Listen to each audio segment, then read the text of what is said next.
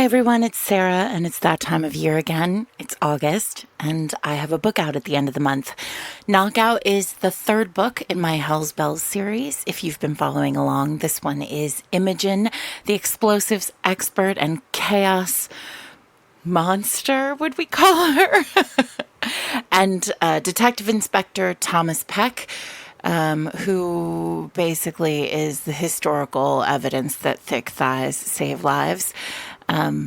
It's a bodyguard romance, but the big question is who is really guarding who here.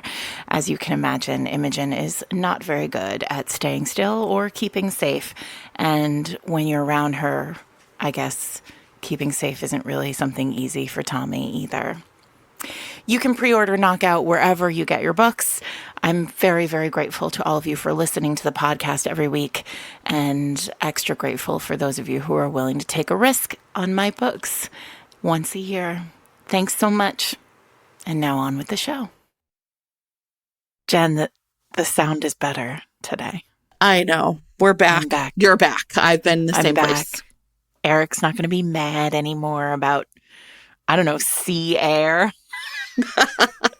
Just ruins all the sound. Listen, this is the only person in the world who's like, damn it, why are we on vacation? Because the sound on the podcast is real bad. Well, it did sound not as good, Sarah. You sounded a little echoey. It's fine. Didn't sound as good. I'm sorry, everyone, for the last 2 weeks. I apologize if we seemed unprofessional. But I mean, we were pretty professional. Listen, that divorce episode was great. I don't care how I sounded. I thought it was good, too.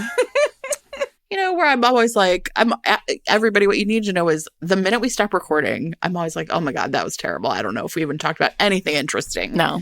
And everybody was worried about it. Eric was like, You're doing an episode on what? Nobody's going to want to listen to that. Listen, we were great. And then I listened to it and I was like, oh no, this is fine. Sarah, we are like the very definition of A+, no notes. That man who produces this podcast has notes every damn time. He's like C-, some notes. Listen, here's the truth. Every once in a while, Eric just sends. So as you all know from prior episodes, the Eric participation in the Fated Mates group chat is limited to word count. Like it's like sure. Texts have to be under 5 words from him. Or like include not a graph. Because we don't want to hear from him, but because he's just not that interested in speaking to us. But every once in a while, he'll just drop one note into the group chat and it says, that was a good episode. And I feel like, I know, I'm so ashamed of myself. I'm like, patriarchy. I'm like, oh my God, I'm so amazed. I know. It's like in Ted Lasso when Beard says, that's a good sports drink. Good drink. Yes. You're like, oh my God. Ted's like, oh, what? Oh. Gosh, amazing. Anyway, so nobody tell him though that we're drawn to those moments that we like. That we just told him. So I don't know if you've seen Barbie yet, but you and Eric did beach for a month, but now you're back home. I'm taking my daughter to see it on Tuesday. Fun. You will understand that joke more in a couple days. Then Ken's job is beach. Like Ken's job is beach. Like it's, of course. Like that's just what he talks about. He's like, I told you there'd be beach here. I mean, I've tried really hard to like stay away from Barbie discourse because I haven't seen it. Yeah. But I have seen, of course, some of the unhinged right-wing ladies who are like, Barbie's really bad for men.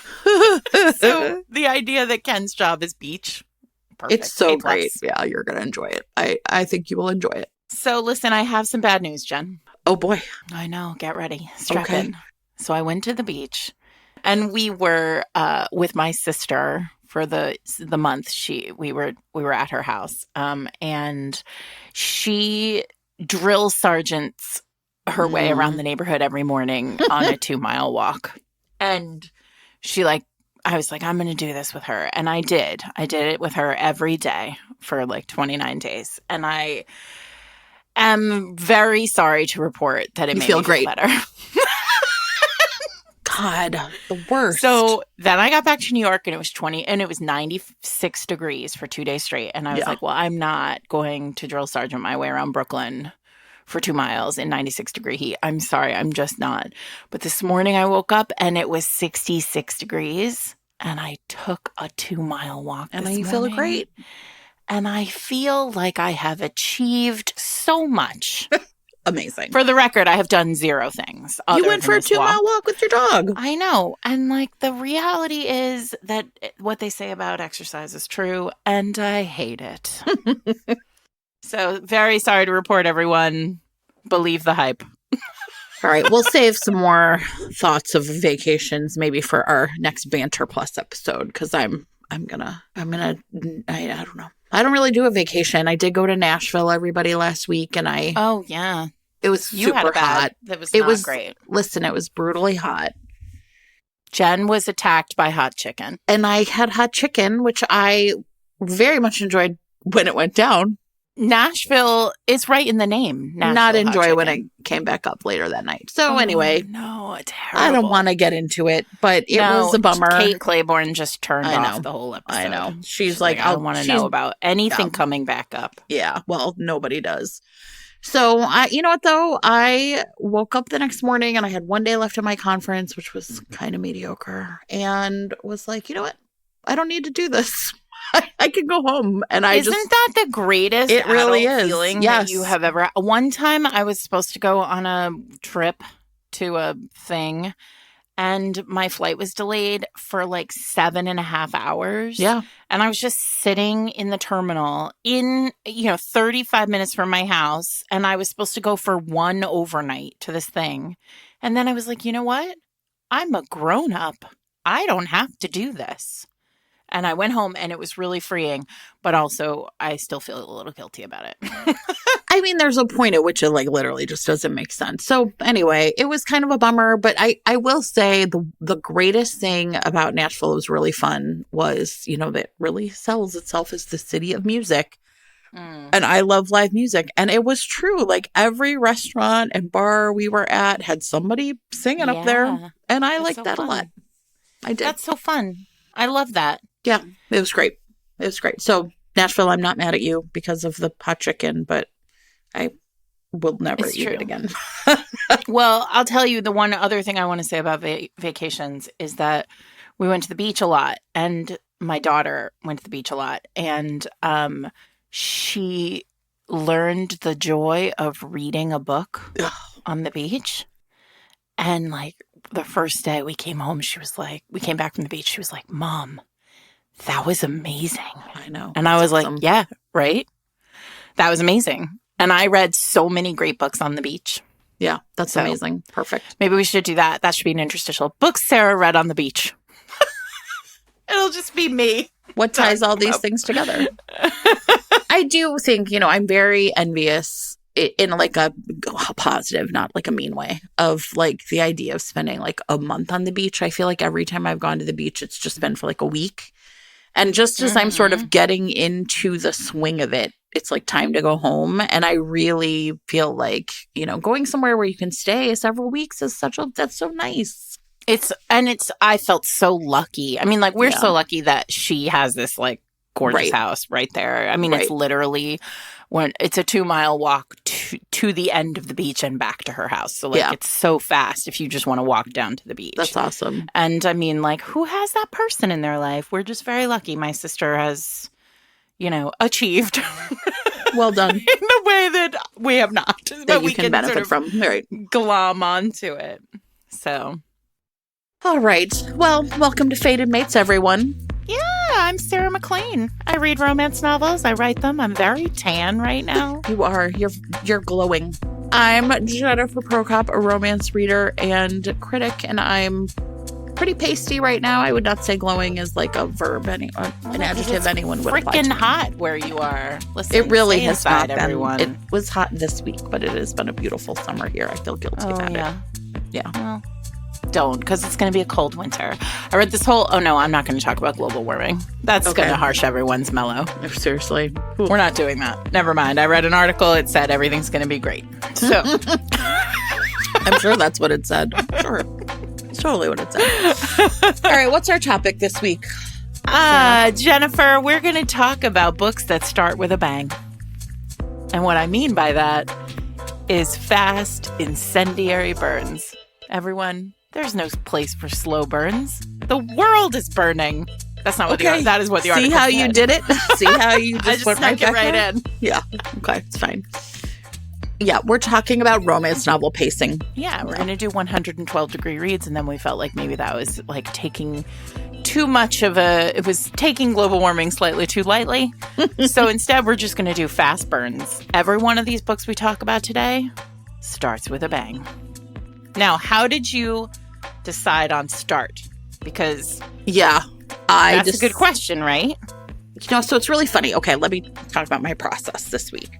One of the things that I kind of struggle with is, 5 years into this podcast, I feel like I have books that are like my favorites that I always want to talk about. Sure. And then I think I probably have one of those. Right.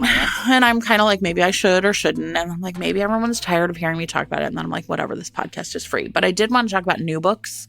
Also, new listeners all the time. So like sometimes there's one that's a real deep cut. We talked about it first season. Okay. That's on my list. So I actually went with like two of the books I'm going to talk about are books where it is like literally sex in the first chapter. Nice. And are they erotic or are they just so this is the thing that I want us to do. I want us to also, as we mention the books. Oh, also, Jen, I meant to say, sorry, everyone. We're just going to have a moment. But I meant to say we had that note from somebody on the Discord that when we talk about the books, we should say the name of them again at the end. Oh, that was so smart. I know. That was really so we're going to try and do that. Thank you. We heard it. Listen, we're pretty bad at this, even 5 years in. So we might forget to, but we're going to try. I also feel like, remember, everybody, if you have a smart podcasting app, if you look down, I don't know, there's usually a picture. The image changes to the book we're talking about. So that also can help. So one is erotic romance. One I would just call romance. I think we should identify them as we talk, because I was sort of surprised by how much just regular romance I was coming up with. Yeah. And I think the other reason I picked these two in particular to kind of be the ones I really wanted to talk about, I have a bunch of others. One that's like a novella, right? Like that are kind of more like one night stand books. Yeah. Can we start with one night stand, like as a concept? Because I don't think we've done a one night stand interstitial. Wait, yes, we have. Have we done them? I don't know. It's I'm fine. We're doing it while you talk. Okay. So it's interesting, actually, because I recently did an editing job for someone who had started a book with a one night stand. And I sort of like it was a good opportunity for me to like frame out and think about what the purpose of is, like sort of starting with a one night stand. We haven't done one. So we should do one sometime. Okay. So one of the things about a one night stand is you're really inverting what is the normal course of a romance novel, right? Which is like emotional intimacy leads to physical intimacy. So, right, in a one night stand book, like all of that gets inverted, especially if the sex is on page. Sometimes people take a shortcut where they kind of skip the sex at the beginning, like we know what happened, because it's really hard to put, sex is really symbolic in romance, right? Mm-hmm. So it's like, it stands for something. It stands for this emotional intimacy often. And so it's like, kind of like, well, where are we putting on page if that doesn't exist? So the trick then is like, they have sex, they have this one night stand, and then the next day, one of two things happens. Number one is this person they thought was a stranger becomes someone important. Right? It's like the best man at the wedding or my new boss or whatever. And then two, because of that relationship, there's some sort of proximity where I cannot ignore the person that I had this one night stand with. Right? So you essentially are like, you back into the emotion of it. Yeah, exactly. So, but there's no wait time. No, it has to be instantaneous. Yes. They meet the next person. So they have to meet the next person and then immediately be like, and now I'm stuck in this place with them, the office, the wedding, whatever, so that there's no momentum lost. Right. So the way it typically is structured in romance, when it's a one night stand, usually is like you can see it coming, I guess I'd say. Right. Yeah. Can I add something to that? Yeah, then? Of course. So I think that the other thing, the people who do this best, and I have a proposal for who I think actually does this best, but the people who do this best, I think the structure of it goes, well, I'm going to say, I think Sophie Jordan does this better than most writers. She loves to start a book with a bang. In fact, like I can name like 5 books of hers that begin with sex. And the way that, but remember, I think I've said this before on the podcast. I definitely talk about it all the time in my conflict workshop. Oh, you can take that next week. It starts on Sunday. But Sophie is sort of famous for saying that, like, when you put sex on the page, it has to happen at the very worst possible time. And it has to be the worst possible thing. And so what's interesting is when you think about the structure, if you think about sex in that way in a romance, right? Then it makes sense that a fast burn would just like shoot like a bullet from a gun, because the conflict is so amped up and so high from the jump, because it begins with sex. Right. Like that's like so like the sex has to be like intentional to the conflict of the book for it to start there. Yeah. Because otherwise you're not really starting in the right place. Right. Yeah, I would agree with that. So I think in a one night stand, though, like the promise of it is, well, one night stands are structured in a way, like the one night stand has to be the problem, right? Right. I mean, you think about, you know, Secret Baby often is the product of a one night stand. Right. Not always, but often is. And so it makes sense. Yeah, right. Exactly. So I think that I think like one night stand is like a subsection of like the fast incendiary burn, right? I have a book that it's a novella. The one that I wanted to talk about, that's a one night stand. My favorite. I don't have a one night stand on my list. Okay, well, I will tell you this. I know just this week we had the Christina Lauren thing. My favorite one night stand book is a Christina Lauren book, is Beautiful Stranger, which is they like meet in a club and have sex, right? And then like the next day find out like, oh, we work together essentially, or like, you know, your best friend is my best friend. Like they're in the same social circles. Right. Sure. And it's like hot throughout because they're like, they continue to have sex, but like all over the city, but like in public places, right? Like there's like a voyeurism kink that's sort of built into it. And then Lauren. But then the big payoff for it is like the big emotional payoff for it is that like she goes into his bedroom and then sees something really personal, right? So there's a way in which like the publicness of it has like this really big payoff that I think is like really perfectly done. Another book a novella I really like that I think really like, okay, here's the other thing I'm going to say is I think a really good one night stand book to me, okay, this one is called Save the Date, and it's a novella by Annabeth Alpert and Wendy Qualls, okay? And one of the things I really like about this one, I think it's like really honest about like what like a one night stand is for a lot of people, which is like, I'm going to a bar and I'm going to find someone to bang. Yeah. Right? I mean, as opposed to just like we hit it off and like, no, oh my God, I feel like getting out of myself for a moment. Yes. And so I'm going to have sex with somebody. Exactly. And so A+. Fully support that. Yeah. So in Save the Date, Randall Young is essentially he is a young, like just graduated from college, like virgin who spent most of his time in college, I guess, in like Upper Michigan. So he's in Portland. I guess they grew up like an hour. He and his sister grew up an hour outside of Portland, Oregon. And so like they're in Portland having like a pub crawl, and his sister's about to get married, and he's basically like the man of honor, but he's like kind of like, I'm kind of like a nerdy, skinny, dorky virgin, and I just really would love to like just get this over with.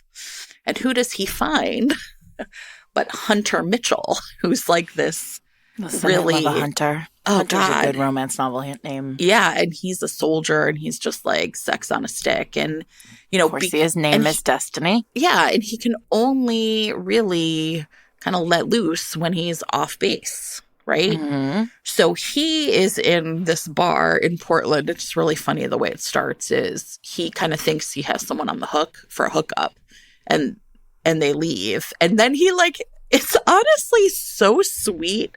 He has this like memory of how like he's kind of like looking out at the crowd, and he's like, okay, it's really funny like the way they gauge the crowd. So Randall, who has been in Upper Michigan for years, is kind of at college, is like, the way men are dressed here, men in Michigan would laugh at. Like he can tell that there's something really like, it's like cosplay lumberjack almost. Right? Yeah. Right. But meanwhile, Hunter is like, he's like notices there's a few like professor types, and he's like, oh, that's kind of like a kink I've had for a long time. And you think he's talking about the teacher, but then he tells us this story about Sarah. I don't know why I'm so charmed by this. Like his high school lab mate, and how he's like this like geeky like kind of like kid, and like how Hunter was kind of into it.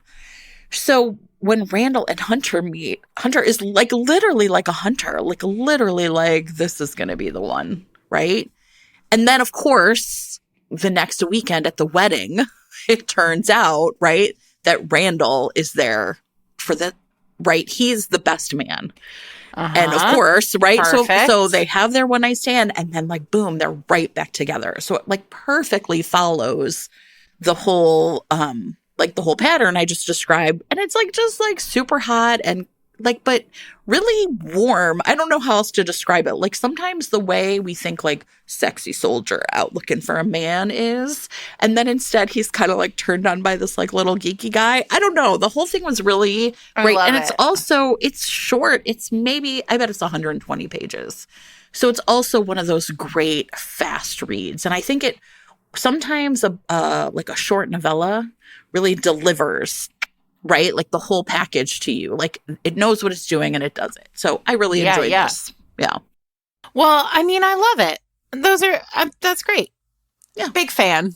I mean, we'll do a one night stand episode. Maybe we should. Yeah. So now I don't want to talk about that other one that we talked about at the beginning because I think we'll save it. We'll do one night stands and we'll tackle them. I'll add it to the list. Yeah.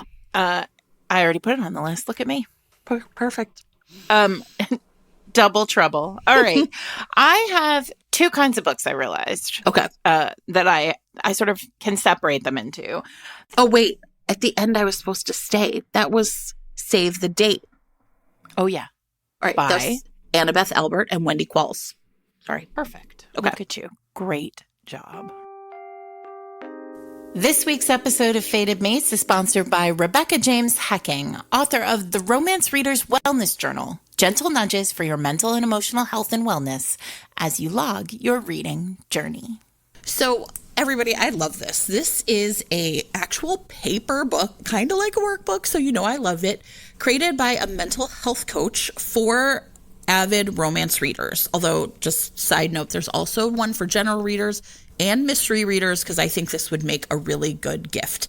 And I know a lot of us are using Goodreads and or like keeping spreadsheets of like tracking our books, but I feel like those are often just very, like perfunctory. I liked it, number of stars. And what this book has is space to rate and reflect on 50 books.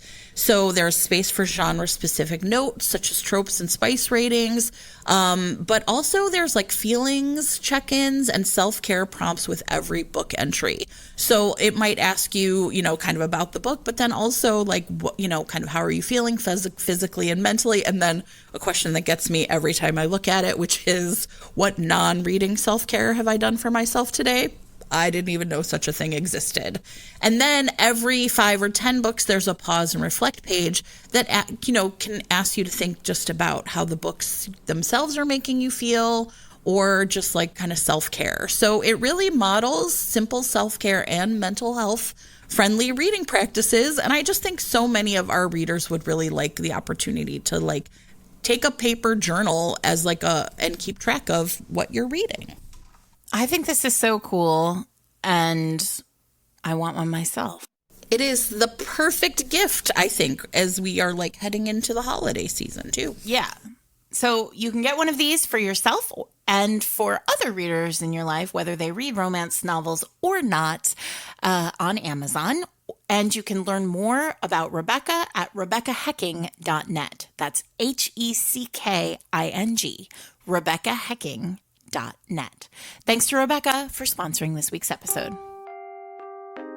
So I want to talk about Sophie, and I think that it's particularly because I want to talk about historicals. So I have three historicals on my list, and I think this acts in a different way in historicals. Yes. And it is much rarer, I want to say, in historicals, because one night stands come with, or not one night stands, but like sex comes with like a much more dangerous proposition, right? Aside from, obviously, there's the like big air quote ruination issue, right? There's also like literal pregnancy. Like there are, a lot of things that come into play in historicals that do not come into play as much in contemporaries where characters are acting responsibly with each other. So I said I really think Sophie does this well, and the reason why is because we talk about this a lot as writers when we're all together. We say like, oh, you should be writing the thing that you love the most. And I think it's very clear that this is a trope that she really enjoys, this sort of like start with a bang. So I want to talk about The Rake Gets Ravished, which is, I think it's not her most recent book, but it is very close to her most recent book. So The Rake Gets Ravished is the second book in her Duke Hunt series. And the structure of this series is very fun in that, like, there is a Duke who is it's set in a small community outside in the British countryside. There is a Duke who kind of owns the town is like on his land. Mm-hmm. And they keep dying. So there's this sort of hunt for the new Duke. And then there are all these different and then in each book, the conceit is that the person you think is the Duke is actually not, in fact, the Duke. Okay. And it's very charming and fun in the way that Sophie's books always are. But in this particular situation, the heroine, Mercy, has lost her brother, who is, a classic like romance novel dolt of a brother, has lost her family home. Oh boy. In a game of cards to the owner of London's most popular gaming hell. So we know I'm already in. Right. So, of course. But because her brother is a dummy, and there's this like chit, or it's it's like the mortgage papers or whatever it is. Doesn't matter. Romance item. That will save Mercy and save her family and basically make it impossible for this guy, Silas, also a very good romance novel name, to come essentially like to take the home, to prove that he owns the home.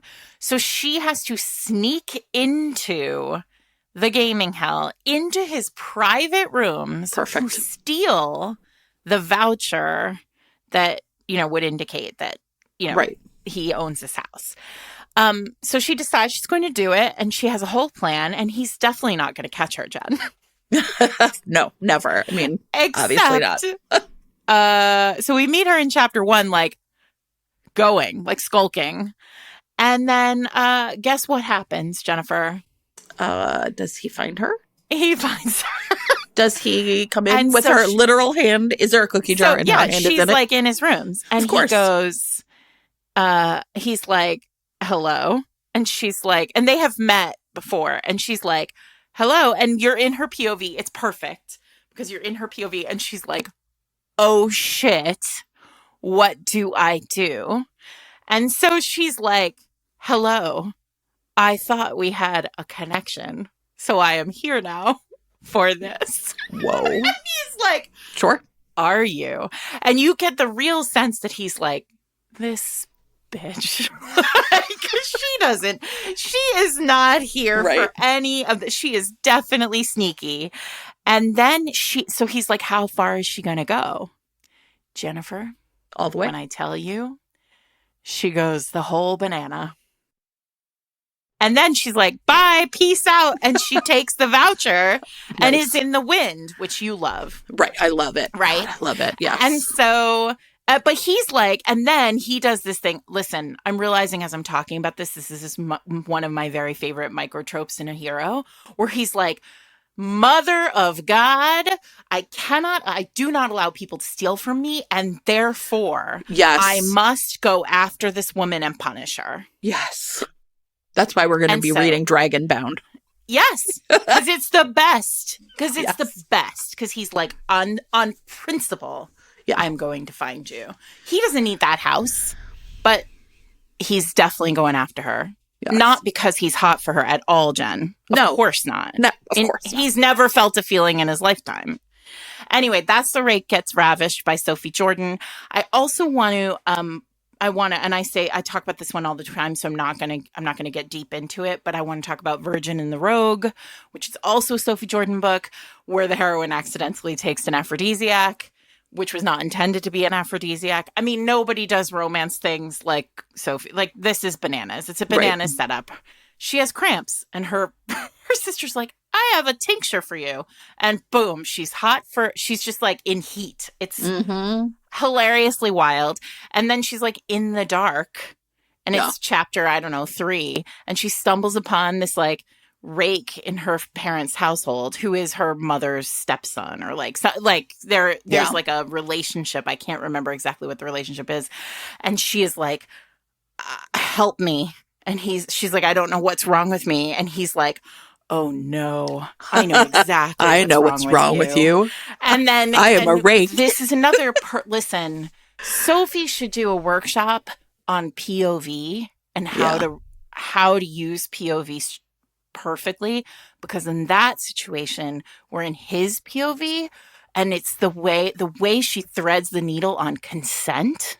Yeah. So it's great. They don't actually have sex in that scene, but it is so hot. Yeah, it's because great. Like she is like in heat. Yeah. And he's like, I don't know what to do. And it's perfect and so blazingly sexy. And then, of course, they meet again like the next day in a lake. And he's convinced, and they like kind of, it all like comes together, and no pun intended. And he's convinced she's still, like, it must still be drugs. Of course it's not. Now they're just hot for each other. Of course. Now it's just perfect. So anyway, that's those two. That's Sophie Jordan. Well, yeah, and I mean, I think the thing about a historical is the setup really has to be convincing that the like social mores of the time can just be like skipped over, right?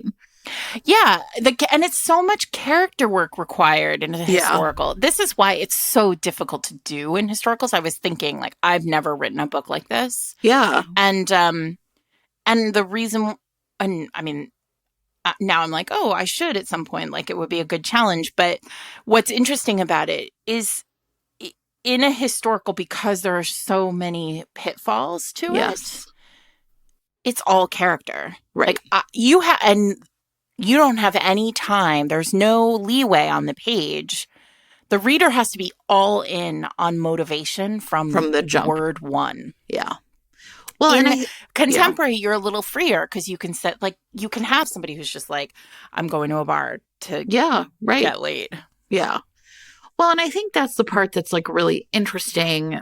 I mean, just like for me personally, I would like to clarify here. Like, I don't really enjoy a slow burn for pacing reasons. I think for like 2 reasons I've been like spending a lot of time thinking about it. And look, I'm not trying to convince anyone. I'm not trying to, like harsh your mellow if you love this. They're often not convincing because I feel like they don't like look like what I think real relationships in this century look like. I mean, I think one of the things that's really interesting to me about romance in general is, a lot of the 80s books, 90s books were like the heroine was definitely a virgin. And so like he was wooing her, right? And there was like a clear progression of that. Now you have characters who are sexually active and have been for their adult lives. And so for me, I'm always a little, and I know like some people don't find this like a compelling argument, but I'm like really kind of like, I think sexually active people are sexually active people. And so to have them all of a sudden kind of both be like, well, oh, gee, I don't know. I just need months to figure this out or whatever. It kind of, it never really like makes sense to me. So I think one of the things about these books that where characters like jump into bed immediately is it feels like it just presents a different set of problems for the relationship. And in this case, I mean, I think these are almost the extremes, right? Like these are almost the books where, I mean, I think like back to the slow burn, sometimes I think part of the reason I don't like it is like I want to think of like sex as being like a normal, natural part of their relationship and not a reward for the happily ever after. And sometimes when it's that last one, I'm like, this isn't kind of how this works usually for people, right? Right. That feels more puritanical than like one of them's a virgin and has to be a virgin, right? Yeah. So those are just like my like weird thoughts about why that often doesn't work for me, like on a theoretical level, right? But in some ways, the rest of the books I want to talk about today are almost, they're not really even like fast incendiary burns, like where they just like get to sex early. Like these are two books that lead with sex in, I think, kind of an extraordinary way. So one is an erotic romance and one is like what I would think of as like a regular romance. And I don't know if we want to like kind of revisit what those, like how we would define that or like. Yeah, I think that's fair. I have one more. What do you have? One more historical? I think I have one more. I have another historical and it is my last, I think, romance. The rest of them are erotic. Okay. Why don't you talk? You want me to talk about? We want to talk about it because it's historical? Yeah. And then I'll talk about my romance and then maybe we'll do erotic at the end. Okay. Sure. All right. So to your point about social mores, like you have to, with historicals, you have to believe like the character work, right? I just recently on the beach, because I was in Rhode Island and I had been to Newport, I was like, I'm going to reread a Joanna Shupe while I'm here. So I reread The Duke Gets Even by Joanna Shupe, which is part of the Fifth Avenue Rebels series, the fourth book in the Fifth Avenue Rebels series. And I should say, this is a book that is better read if you have read all the other books in the series, because Duke has been basically heiress hunting the entire series. And each of the other heroines in the series have been sort of possible matches for him, and it's very amusing to see. So Joanna kind of like in this book goes back a little bit and then shows the progression of his story over the course of the last however many books, and it's really clever and fun if you've read all the others. But this book begins with the line "Mermaids exist." And it's fascinating because, so we're in the hero's POV and he is staying in Newport at one of these like big summer cottages built by these like Gilded Age robber barons.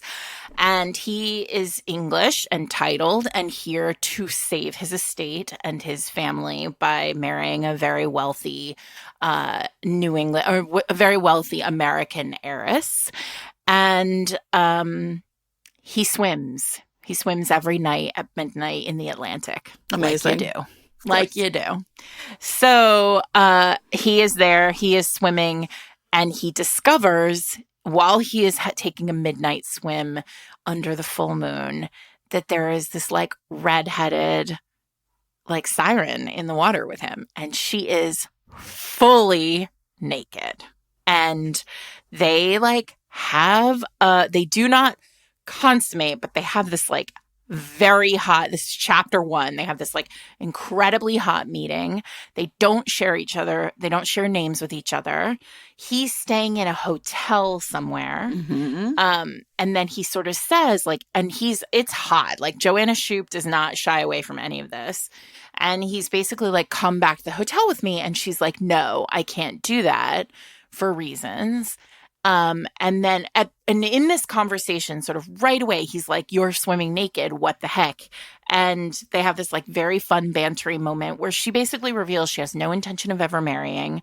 She is very happy to be like, to sample all the wares. And he says, well, don't you worry about pregnancy. And she says, oh no, condoms exist, right? Like and so Joanna kind of does this fascinating thing where she clears the deck of like all those historical things, right? She's like, this hero who is very starchy and would believably ask all of these questions has just asked them of this naked woman in the ocean.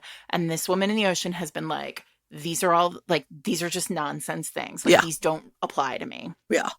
And he's like, are you perfect? And so amazing. Okay. And it's just like, so it's great. Such a great example how like a great writer can really write you out of any trouble. Like, and so as a reader, you're just like, okay, this all checks out, right?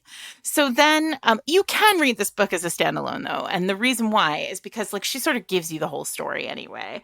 But so then he's like, okay, well, I have to see you, like, because they're like, we're hot for each other. And she's like, yes, I'm hot for you. He's like, I'm hot for you. They're like, great, let's do this again tomorrow night. And tomorrow night we'll be prepared to like, do the business.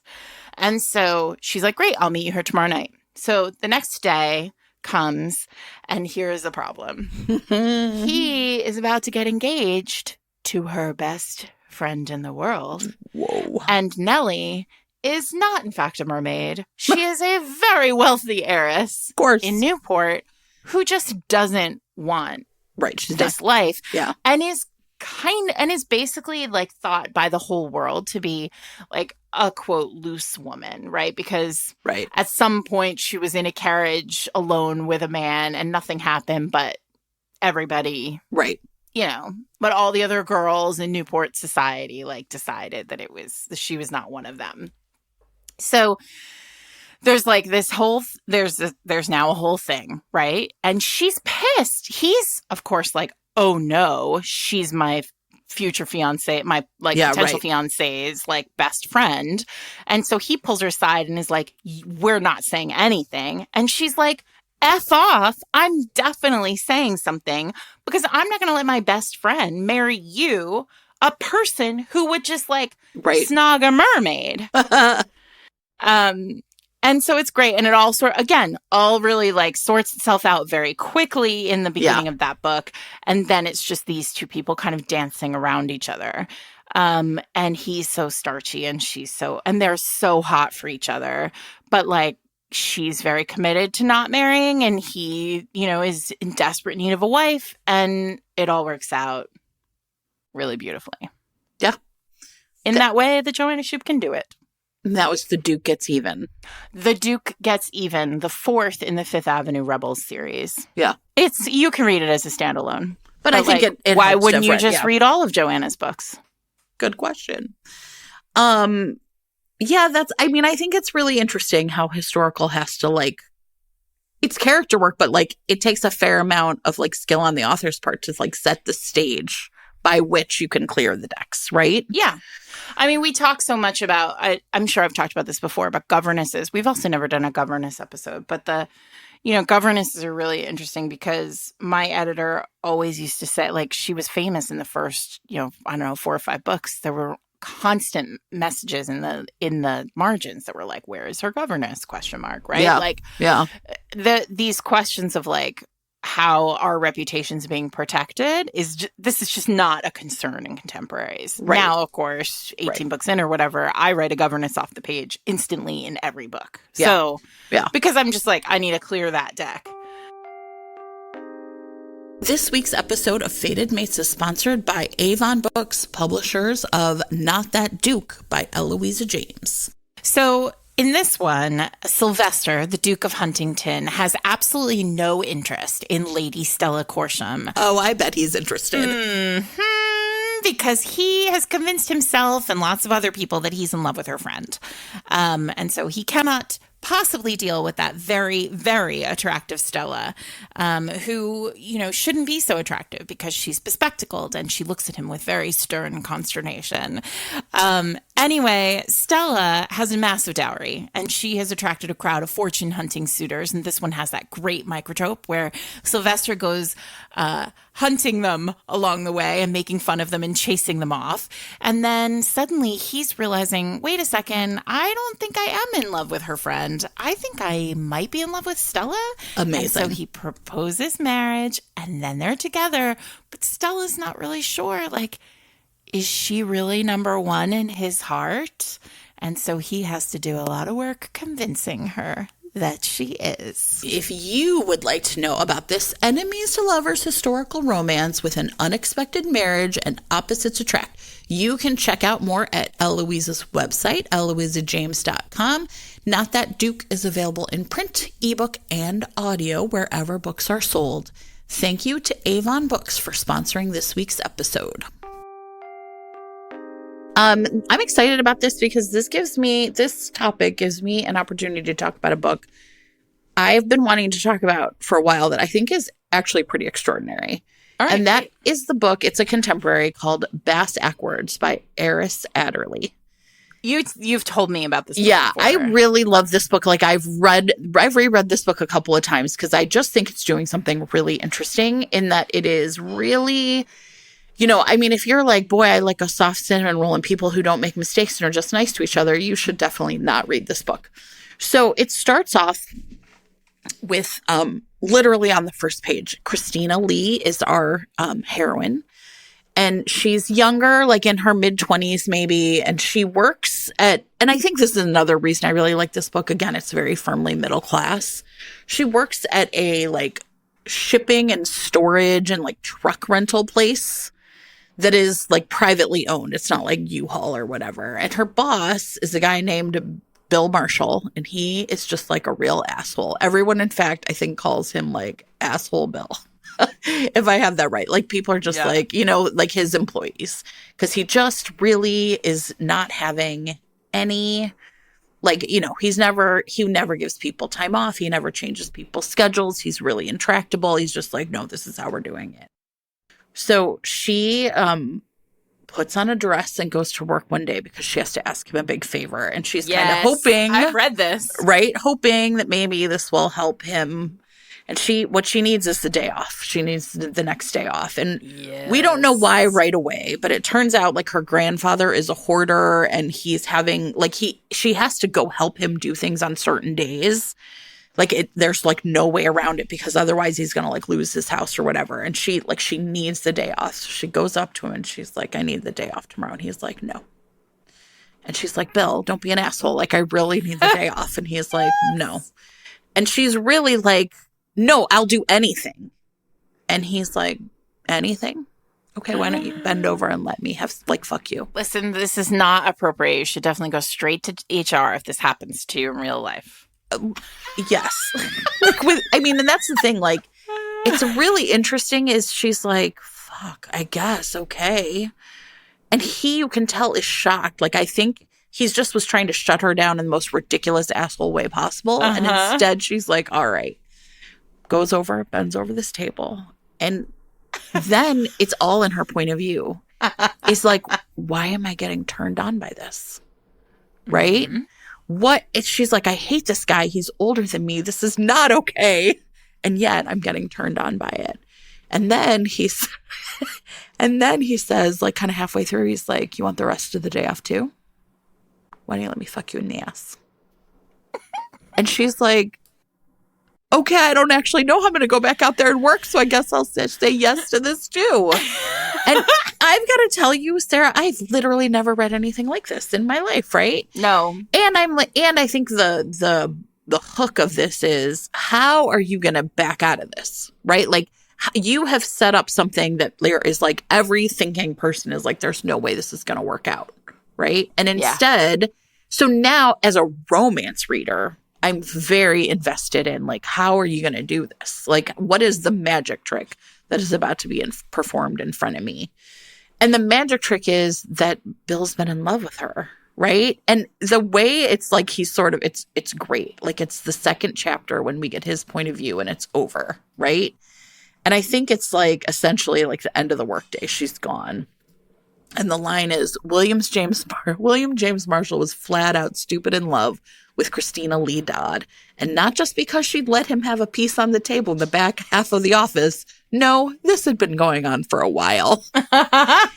Right? And so then you get this guy who is like, I don't know what to do because now I've wrecked it. Right. Any real chance with her. So maybe I should just keep having sex with her. Right. So so then he offers her a raise. Like, I'll pay you more money and we'll do this if we can do this once a week, I think is the term. So it's a sex deal. Right. And the way he like finally gets her then is like a couple weeks go by without anything happening. And he then is like, how many hours have I saved up? I want you to come to my house. Right. And so you slowly get like the emotional intimacy of this completely fucked up beginning. Mm-hmm. And like I said, like listen, people out there in the universe, many of you will hate this book. I am in no way suggesting this is a book for everybody. Because I could absolutely see lots of people being like, none of this is okay. Right. And I'm not saying it is, but I am saying like, I truly believed that by the end, these two people, right, had moved past whatever it was that started this into a place where they could trust each other. Yeah. And I think like that's the thing. Like I know we're in the height of the self-insert is back, right? There's no part of me that ever read this book thinking like, what would I do? Like, right? Like it's about Christina and Bill. And so I was really into this book. I think it's brilliant. I think the way that it's written is so fascinating to me because it's going to push every single one of your buttons about women in the workplace, about respect, about how we should be treated, about like sexual favors. I mean, like it's totally fucked up, but I think that it really is effective in the way that it eventually really deals with all this stuff. So I think this book is, again, like in terms of a hot incendiary burn, like doing something where, again, like it's leading with sex that is basically unforgivable or should be. Yeah. And yet they're both into it. And so like, what's going to happen next? It's great. I think it's great. Did you ever read Jane O'Reilly's series from Karina? Was it like Pleasure The first Principle? one is the Pleasure Principle. I did not intend to talk about it today, but you just made me think about it. So I apologize, everyone, if it's not like if it doesn't happen right away. But it's short. It's a novella, so it definitely happens fast because it's a sexy book. But it's a similar well, it's not a similar setup, but this boss thing, right? The taboo of boss secretary or boss, whatever. It feels like when that finally happens, it feels like actually boss assistant can't be a slow burn in the same way because the proximity of the two characters and the fact that they have this like power dynamic has to push the sex to the front. The thing that often happens is we're starting where they're starting. Right? Like they've been working together for however long, but that's not on page, right?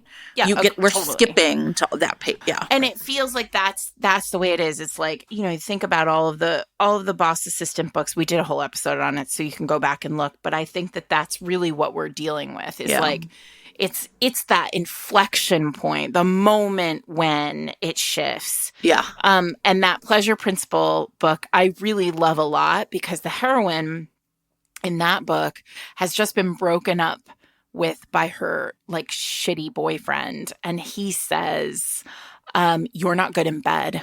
Like fundamentally, I don't want to be with you. I don't, for lots of reasons, he's also just an asshole. Like, right. And then he's like, but not to mention the fact you're not good in bed. And it consumes her, right? Like she becomes overwhelmed by this possibility that she is bad in bed. And what does that mean for her in the future?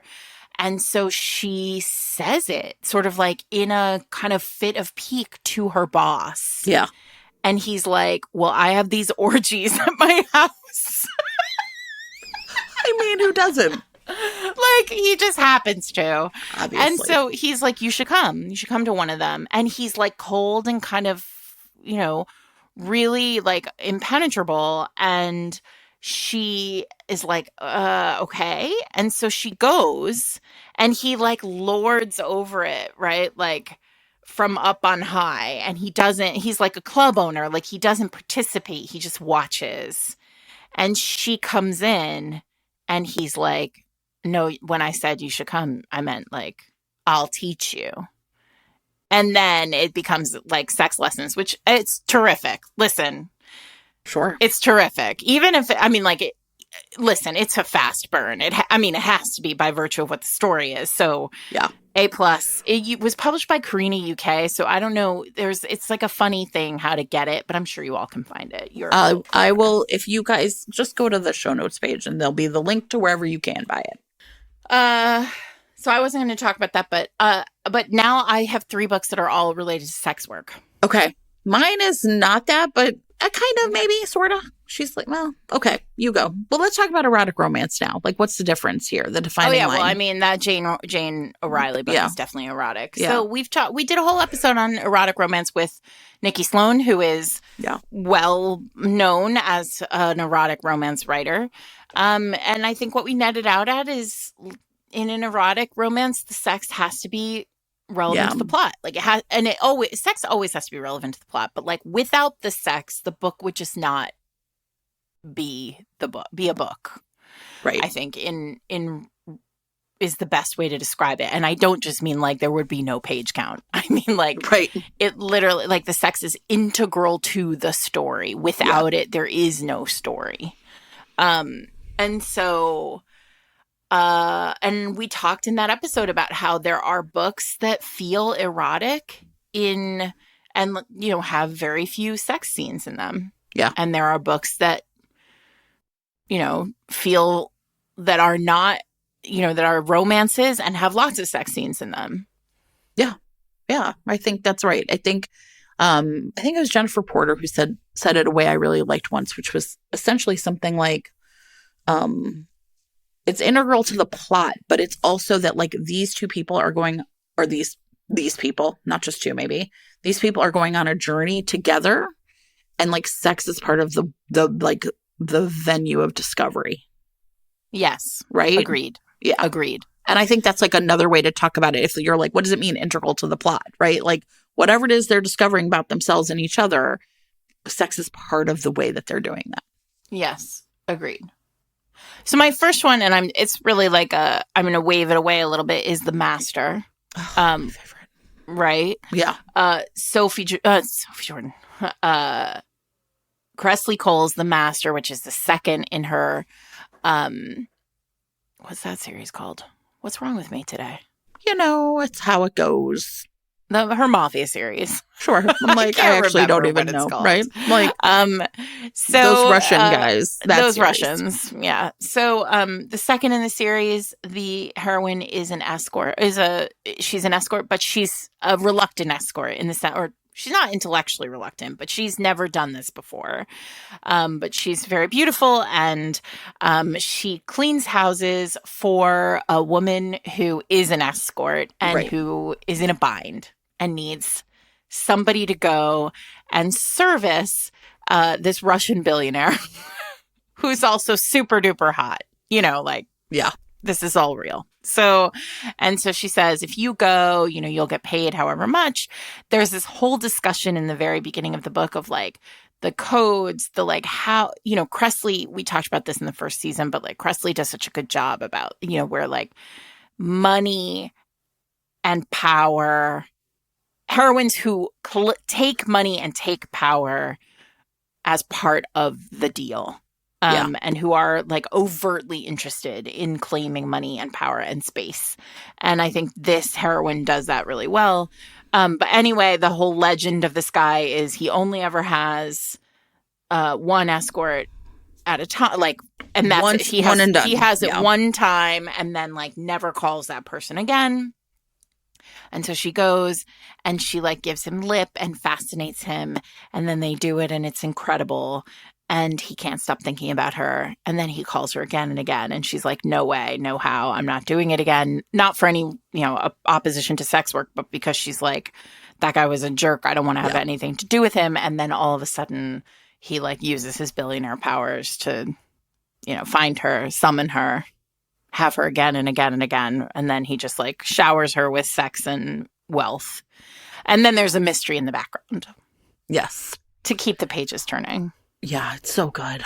Yeah. And it's delicious. It's a delicious book, especially because it has, a hero who a lot of romance readers, myself included, have been sort of conditioned to love, which is a hero who swears that he'll never love, swears that like of course. There is no such thing as a woman who will ever appeal to him for more than like the obvious. And then he just simply cannot stop thinking about her and will literally move heaven and earth to have her and protect her and keep her and love her. Yeah. So the other thing about this book is I think it's like a really smart, if you're like, how can I do snowed in with no snow? Right? So they're like up in this penthouse in Miami. There's beautiful outside. And he locks her in. And he locks her in. And then like the whole middle of the book is them being in the penthouse together. Yep. So she's also, this is our chastity book, our chastity belt book. Everybody who Googles chastity belts and ends up at Fated Mates, here's another time. Here's another mention. That was The Master by Cressley Cole. You mentioned One and Done, so I'm going to like throw out another book that I've probably mentioned before. And this is like one of those books that, like, how you have books where you're like, I just love this book. I don't know why. I don't even really want to dig into why, but like it just like, like pushes your buttons. And this is a book called One and Done by Cynthia Sachs. Oh, I love Cynthia Sachs. Gosh, me too. I love this book because I think honestly it's just the beginning of it. So Janella is the heroine and she has figured out that her boyfriend is cheating on her. So she goes to the bar where she knows he is. And she's gonna like essentially confront him. And through some like kind of weird, like kind of confluence of events, she ends up like confronting him with the help of the bar's owner. And his name's like Smoke or something hilarious and great. And he, at one point, I will like never forget this. This is when I was all in this book. She's like really like, I can't believe that you're treating me this way and you're cheating. And Smoke is like, this woman is smoking hot. What is wrong with you? Right. Which is kind of observing like her outrage is sort of spiraling. So at one point he's like, I think you need this. And he hands her a drink. And she's like, thank you. And she drinks it. And he was like, I meant you were going to throw it at him. Like, right. Like he just had this like totally different intention for it. And the thing about Smoke is that he is also one and done guy, right? I'm one and done. And once that happens, it's over. And so Janella leaves that night. And at some point, like they go out again and like they have sex. And she kind of like lures him into it. I think she gives him a blowjob, right? Like she's just like so into being with him. And like the sex is great. It never was with this previous boyfriend. And she's just like, this is awesome. Let's do it. And then at the end, he's like, well, now you've ruined it. I can't ever see you again. Like we just did it. And I love it. I did too. Like, and again, like, I just think this book, there's something about the way she's so disarming. Like, right, she really disarms him. And I think it also forces him to really then like confront, like, why do I have this rule and why am I still drawn to her and why do I want to be with her even though I've told myself that this is like the life I want. It's great. I love it. That's One and Done by Cynthia Sachs. Again, like one of those books that just has really stuck with me. I've definitely like reread it a couple times, especially that first scene at the bar. Sorry, I ruined it. But he hands her the drink and she drinks it. I love it. Yeah. I love it. I'm going to read that this afternoon. It's so fun. Sounds great. Yeah. Let me think. So let's go to Escorted by Claire Kent, which I talked about in season 1, but we have a lot more listeners now. we did Hold as a read along, so you know about Claire Yeah. and how much we like her here. Escorted, Claire Kent has a real Charlotte Stein vibe for me. She just does intense emotional work with her characters so well. Escorted is an escort book. The heroine is a very, very, very famous romance novelist, like to at the level you're sort of she's like a placeholder for E.L. James in a lot of ways. Like it's like she wrote a book that just like made her stratospheric and she travels the world like being this like famous romance novelist. And it was extremely sexy and great, except she's a virgin.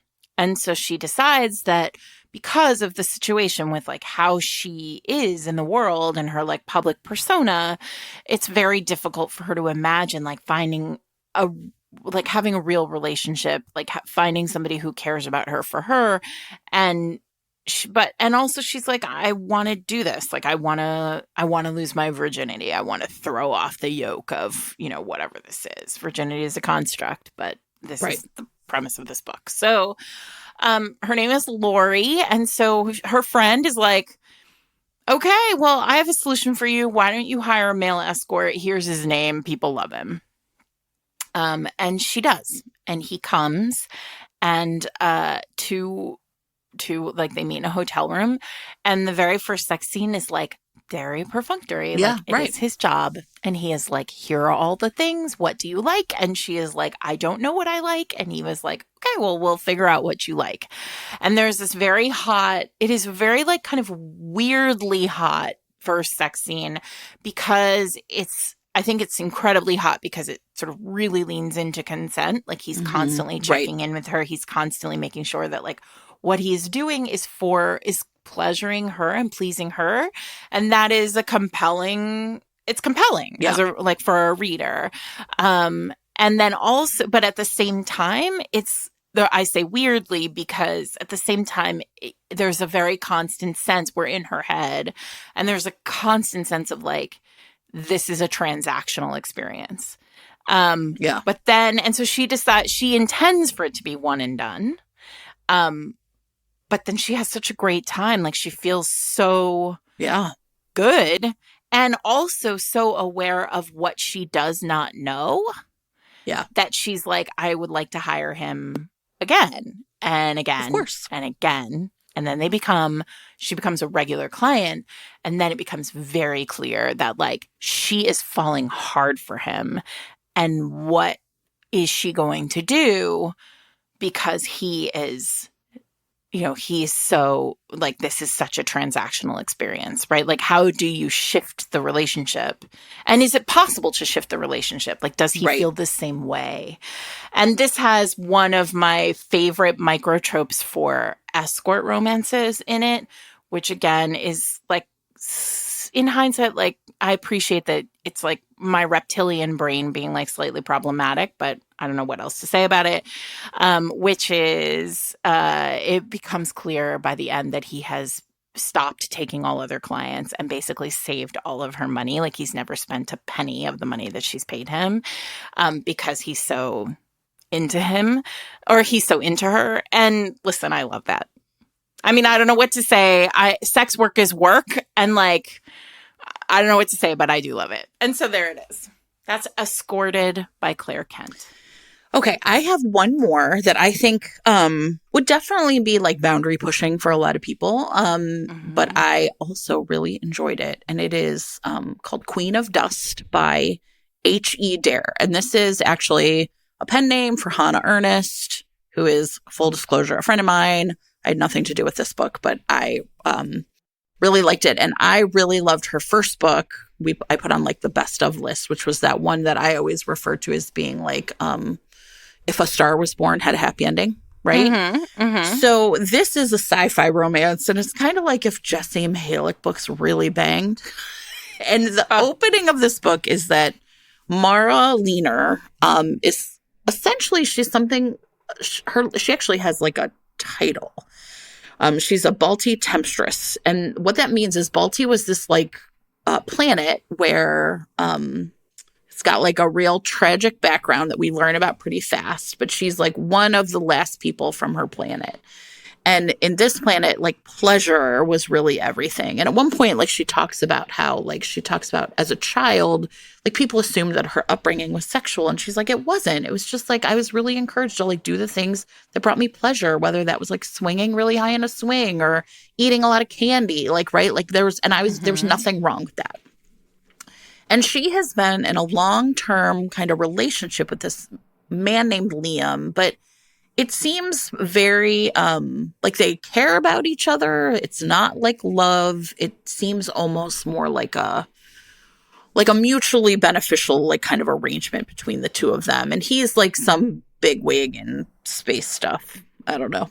Space fossils. Anyway, the opening scene of this book is really fascinating because she like walks in and she sees Liam with another woman and she cannot have any like response to this because she knows everybody's looking at her. And her first instinct is to think that he's like kind of punishing her or shaming her somehow, right? Like that by doing this in front of everyone or in some sort of public part of the ship that she remembers back to like a conversation that they had that morning where they're in like deep space and she said she's kind of bored. And so she's like kind of trying to make sense this when he all of a sudden like a door opens and this soldier comes in and she has just had an interaction with him outside in the hallway and Liam is like, don't worry, I've thought about you too, so you're gonna get with this guy in front of everybody. And she is like, oh, okay, great. Like at first when he says you'll have a turn too, she thinks Liam means with the woman who's pleasuring her will then, pleasuring him will then pleasure her. She's like, okay, that sounds great. But she's like, no, it's this guy. Boom, right, the door opens. And she understands that like it's almost like a test, right? Like so her job is to be pleasured by this man for Liam's pleasure. Right. And yet she's like really turned on by it and she kind of can't figure out why. And so it's like this really interesting scene. And then like she and Liam kind of after this all goes down in the first couple chapters are behind closed doors. And what he tells her is kind of two really key pieces of information. Cal is this guy, is a prince or like is part of like this culture that is the opposite of pleasure seeking, right? Like they're very, locked in and they have like these rules and they're not supposed to find pleasure ever.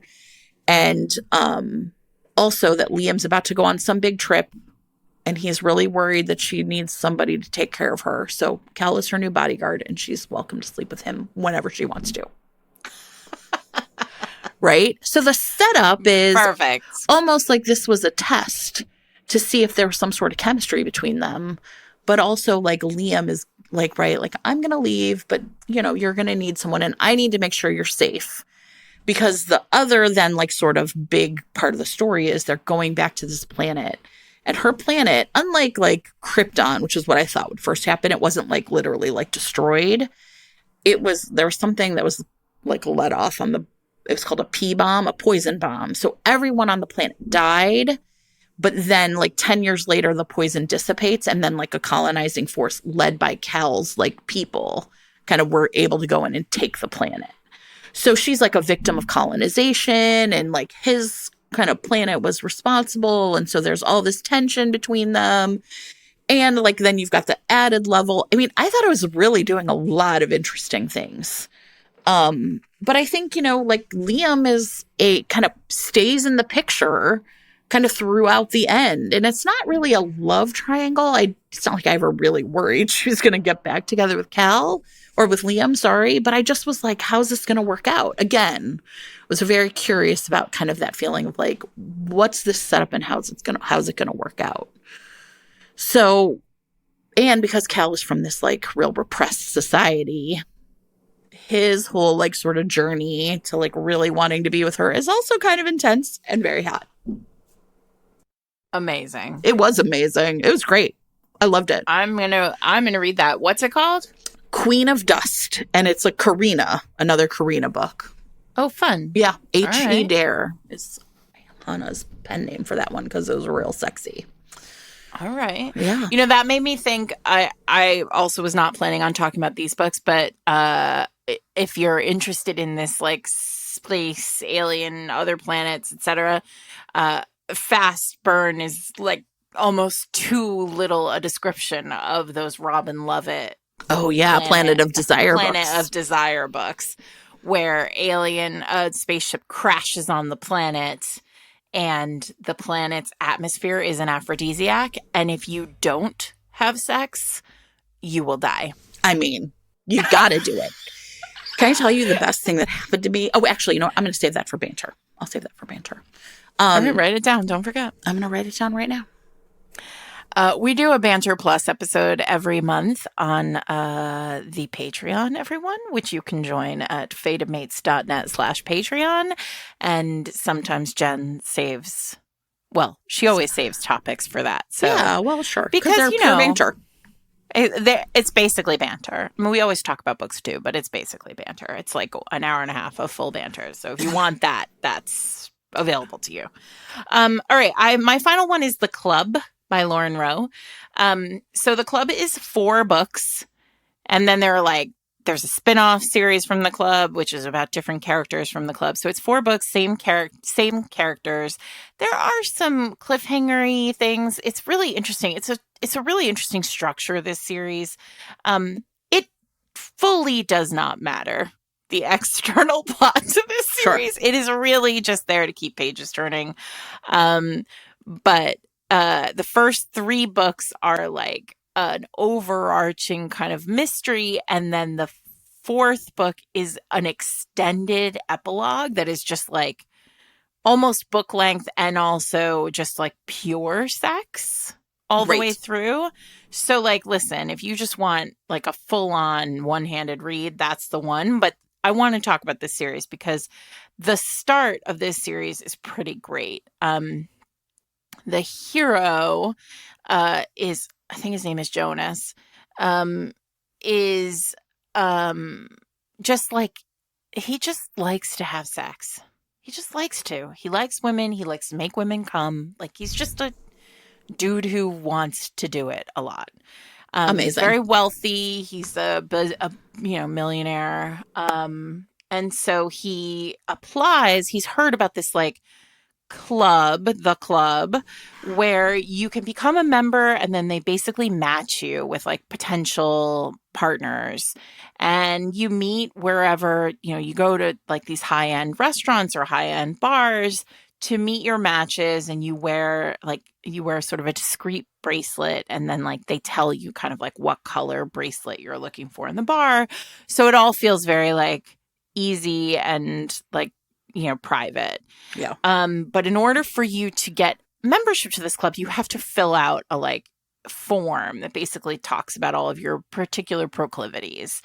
And so he talks in the form about like how he loves giving women pleasure and he loves going down on women, and like he's never met a woman he can't give an orgasm to. He's like pretty arrogant.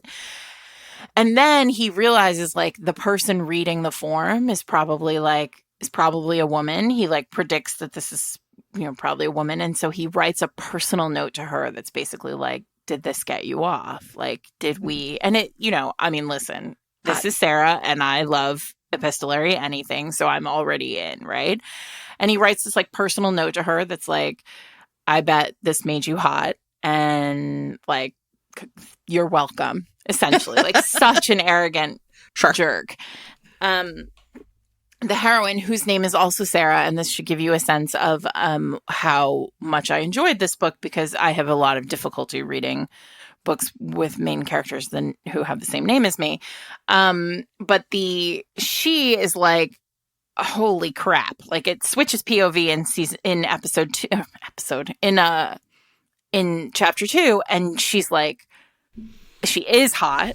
Yeah. Like, she has gotten hot from this, and she's also like, how is this person even possible? So she writes him back a message that's like, joke's on you. I've never been able to have an orgasm with a partner. So I don't think that you would be very good.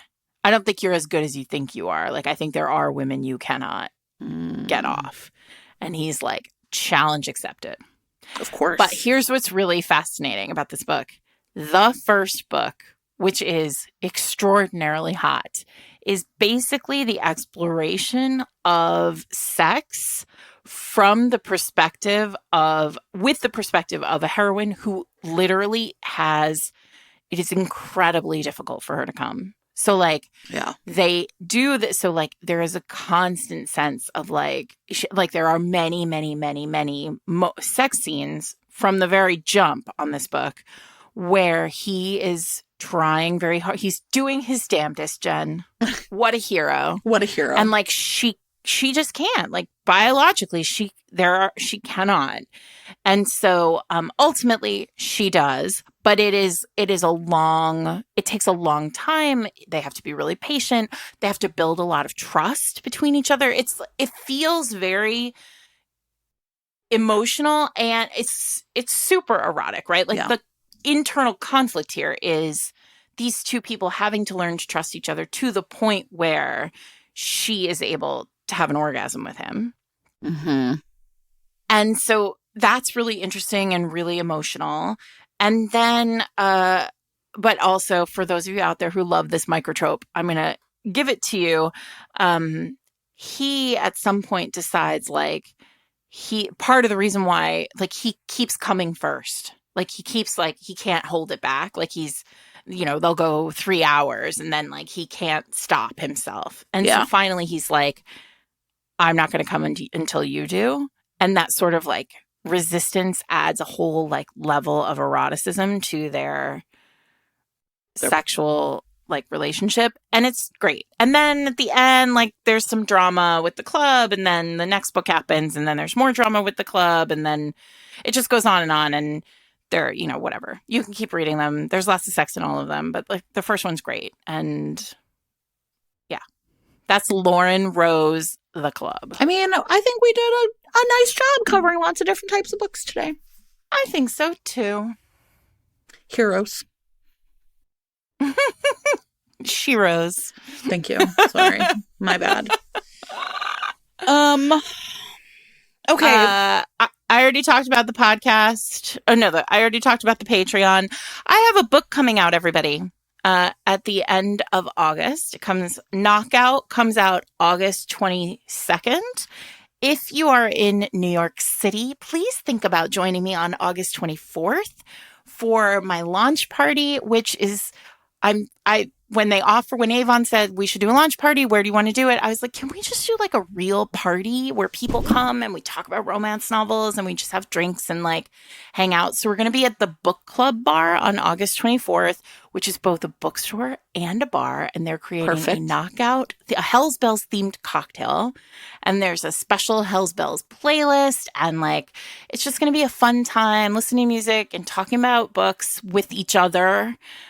Avon said I had to answer some questions. So Erin Leaf, our friend from Learning the Tropes, is going to come and ask like 3 questions. And then we're just going to hang out and have a good time. Sarah, you need to stop releasing books the week I go back to school. Because how am I supposed to go to New York when I have... Terrible. It's terrible. I'm sorry. I'm sorry. It's fine. I'll fix it. I don't know. I'm jealous. I'm sad that you can't join me. I would like to do a release with you sometime.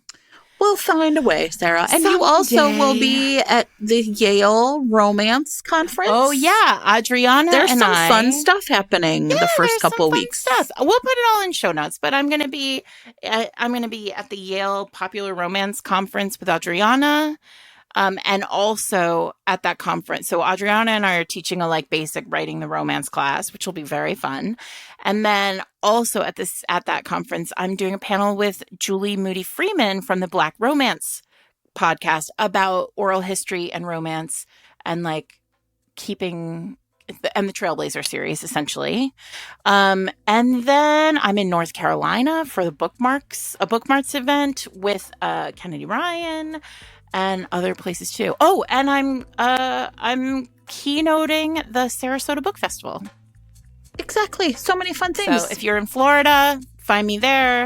I will be keynoting in my 7th grade classroom starting listen, you could find Jen keynoting in her classroom. That might be weird if people showed up for that, but Please don't, everybody. It'd be real weird. yeah, but also, yes, please pre-order Knockout. And lots of places to see Sarah. So we will put all of that in show notes, everybody. Until and then, we got to figure out when our next Fate Mates Live is. I know. We will. I promise. It's on my list. It'll be in the spring, probably, everybody. Because Jen's busy. Yeah. Sorry. I don't know what to tell And everybody. we haven't achieved total world domination to the level where Jen doesn't have to teach 7th grade anymore. It's true. I do. And I also like teaching the You 7th like graders. teaching 7th grade. I do. They're so great. They're the best. You know, it's funny because somebody was like, do you do the spelling bee? And I was like, yeah, at school. It's the 7th graders. I don't even do it on my own. That's like a group activity I do with the children. Oh, that's so fun. Did you see there's a new one? Yeah, Game? Connections. It's cool. Sarah, there is in our Discord a New York Times Games channel, and we all post our results every day and then shit talk whether or not we thought it was good. Why haven't I seen that? I'm gonna go look at it. I don't know. Listen, there are so many subgroups in that I know, Discord it's now. fun. But I really like Connections. I am very bad at all the other ones, so I am very good at Connections. So I'm very glad the New York Times has finally given me a game that I can succeed at. Well, that's actually part of people. I think part of its charm is that it's like a game a lot of people feel success at. So, yeah. All Are right. you saying that I'm basic, Jen? Is that your way of saying? I'm not saying, but Slate had an entire article about how that game is too basic. Oh, really? Yeah, Well, they're like, it's too easy. mean, And I was like, well, that's... sign me up for being basic then. All right. Well, thanks, everybody. Have a great week enjoying fun things to read, and we will see you next time.